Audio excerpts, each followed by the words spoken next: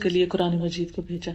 اور ہم سے یہ تقاضا کیا کہ ہم اس کے مطابق اپنی زندگی بسر کریں، کیونکہ یہ دنیا اللہ نے بنائی، ہمیں بھی اللہ نے بنایا اور پھر صرف ایک وقت تک کے لیے بنایا، یعنی دنیا میں بھیجا ہے، اس کے بعد ہم سب کو واپس جانا ہے۔ تو واپس جا کر ہمیں یہ بتانا ہوگا کہ ہم یہاں پر کیا کر کے آئے۔ ایک طریقہ یہ ہے کہ ہم اپنی مرضی کے مطابق جو ہمارا دل چاہے ہم وہ کریں،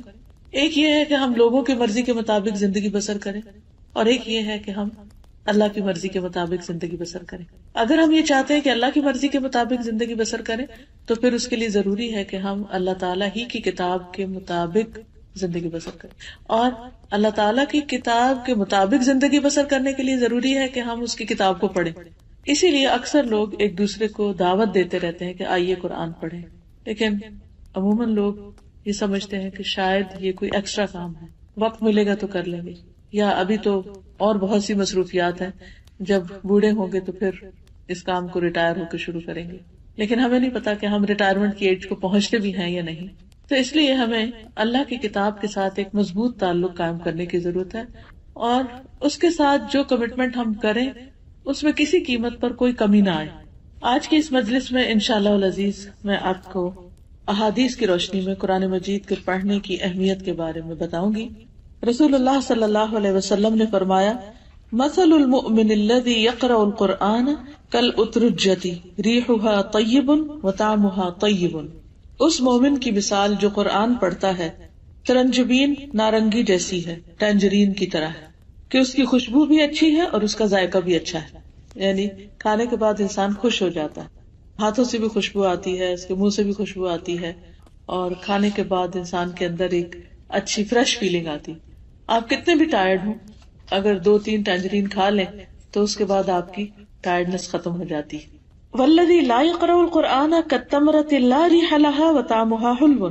اس مومن کی مثال جو قرآن نہیں پڑھتا کھجور جیسی، اس کی خوشبو نہیں لیکن اس کا ذائقہ میٹھا ہے، یعنی کھجور بھی انرجی دیتی ہے، اگر ہم اس کو کھا لیں تو ہمارے اندر ایک یعنی قوت پیدا ہو جاتی ہے، ایک انرجی پیدا ہو جاتی ہے، جس کی وجہ سے ہمارے لیے کام کرنا آسان ہو جاتا ہے۔ اس کے بھی کئی ایک فائدے ہیں۔ پھر فرمایا، وَمَثَلُ الْمُنَافِقِ الَّذِي يَقْرَأُ الْقُرْآنَ كَمَثَلِ الرَّيْحَانَةِ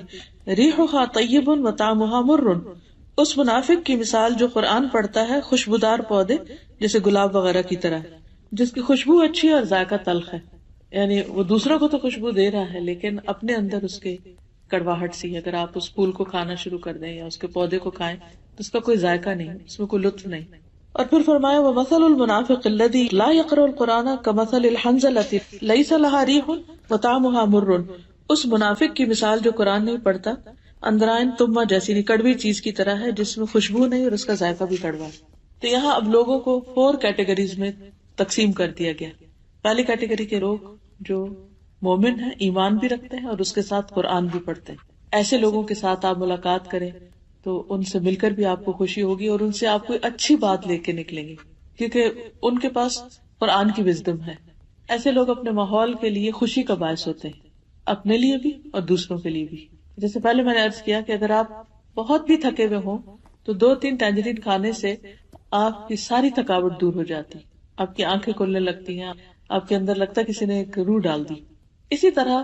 آپ روحانی طور پر، ذہنی طور پر کتنے بھی تھکے ہوئے ہوں، لیکن اگر آپ قرآن مجید کے کچھ حصے کی تلاوت کر لیں یا اس کو سن لیں یا اس کو پڑھ لیں، اس کو سمجھ لیں،